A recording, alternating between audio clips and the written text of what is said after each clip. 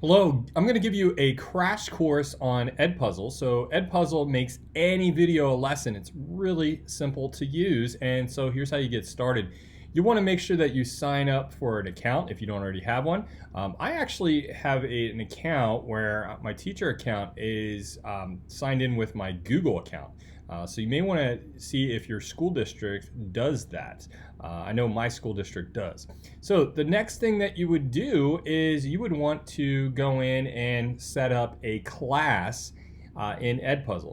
So you can do that a couple different ways.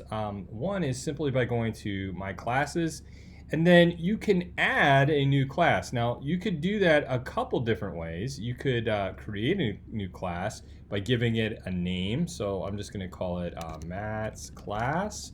And then what you can do is you can create your class. You can invite students simply by having them either visit this link right here, or you can give them this code and they can get into your class. So that's one way.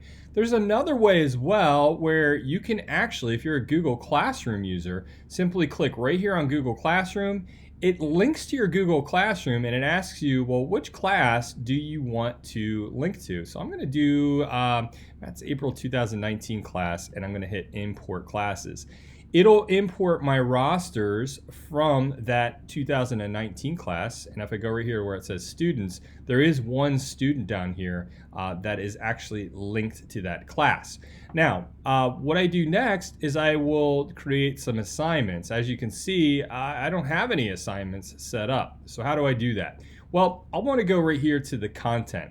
When I go to content, I'm going to search through content that maybe in my school that we've created, in general education they've created. I could even search right up here. So let's say, for instance, I want to look for something on fractions.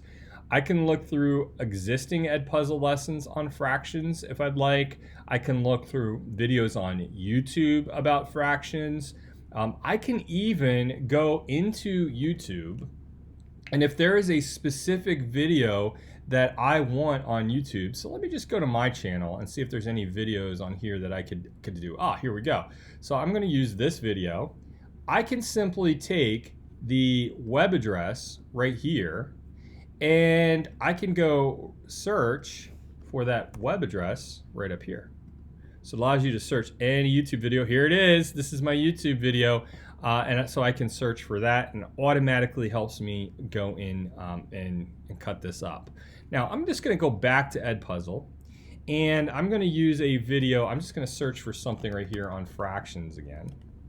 And I'm going to show you how you can create your own video. So let's say, for instance, this is the video that I want to use, and I'm going to choose Edit.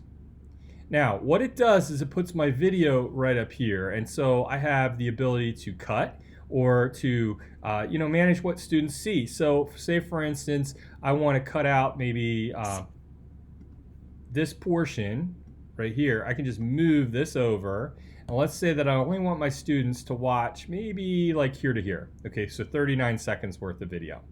When I press play, or equivalent, that's what they're going to watch. Now, the next thing that I can do is I can add what is called a voiceover. What a voiceover is it replaces the audio in the video with an explanation in my own words. So let's start recording. So if you take a look at this particular video, it's going to share with you common mistakes with fractions. So I'm going to end up stopping. I can preview that video. Recording. So if you take a look at, okay, so now let's preview what's going on here. However, so if I move this cursor right over here, or equivalent. Recording. So if you take a look at this particular video, it's going to share with you common mistakes with fraction. However, if we look at a fractional model for each of these... See? So basically what it does is it offers a voiceover. So this might be good to point things out. So I'm going to go down the road right here, and let's say that the first question, okay, goes right here. I can add a multiple choice question, an open-ended question, or I could simply add a note, something that will help my students understand this particular topic. I'm going to go right here where it says multiple choice, And I am going to say, what is the equivalent of 2/6? All right, and then I'm going to give some multiple choice answers. I'm going to do 1/2. I'm going to do 1/3. I'm going to add another one right here, and 1/4. Okay, so we know that this answer is not correct, so we're going to make that NX. This is correct. And then I can add feedback as well if I'd like. Next thing I'm going to do is I'm going to hit save. And so now, when you watch this video, 2/6 are equivalent fractions. We will shift these present space. Therefore, 1/3 and 2. So now what's going to happen is this is going to pop up, and students need to answer this question before they can continue. All right, let's keep on editing this video. 2/6. And I'm going to add another question right down here, and I'm going to add an open-ended question.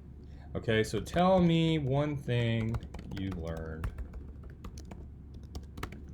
Okay, I'm going to hit save. Now it's an open-ended question. Okay, so tell me one thing that you've learned. Students are going to respond that way. All right, let's say that we're finished. We're completely done. We have everything listed right here. We're ready. We're going to hit finish. When I'm ready to roll, okay, here we go. This is my video. I can preview it if I'd like.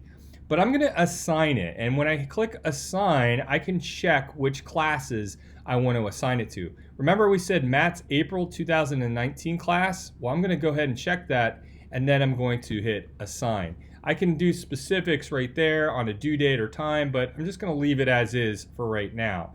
I can also turn this on so that students cannot skip the video. They actually have to watch this video.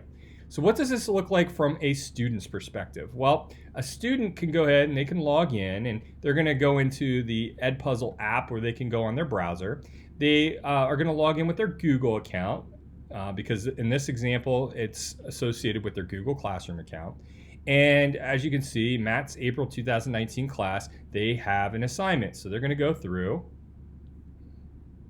and they're going to watch this video. Not the same or equivalent. Now, I can't skip. So if you take a look at this particular video, it's going to share with you common mistakes with fraction. However, if we look at a fractional model. All right, so they're going through and they can't skip. They can't skip through. They're going to have to watch the video. This is where my multiple choice question is. This right here is where my open-ended question is. So the student can go through and they can complete that. I'm just going to turn off the volume here, and I'm going to basically let it go to the multiple choice question. So this is where students are going to stop, okay, and they're going to go ahead and give a response, hit submit, and then the video is going to give them some feedback, and then the video will start playing again. You just simply have to hit continue, okay? So what does the teacher see? Well, if I go right back here and I go back to Edpuzzle, and I go to my grade book, okay, I can go to my class, which is Bergman 2018 class, and I can see right now that Abby Jo has completed 21 seconds. There isn't a score yet because it's not completed, but what I can do is I can go through and I can see the number of times that the student watched this section. I can see how they responded to questions. So this is a great way for me to give feedback to my students. When it's completely finished, I'm just going to hit this back arrow right here. It will give a grade out of, for this one, out of 100 points on this assignment. So that's how you create an assignment. That's how you create a class. It's really simple to use. If you have any questions, feel free to reach out.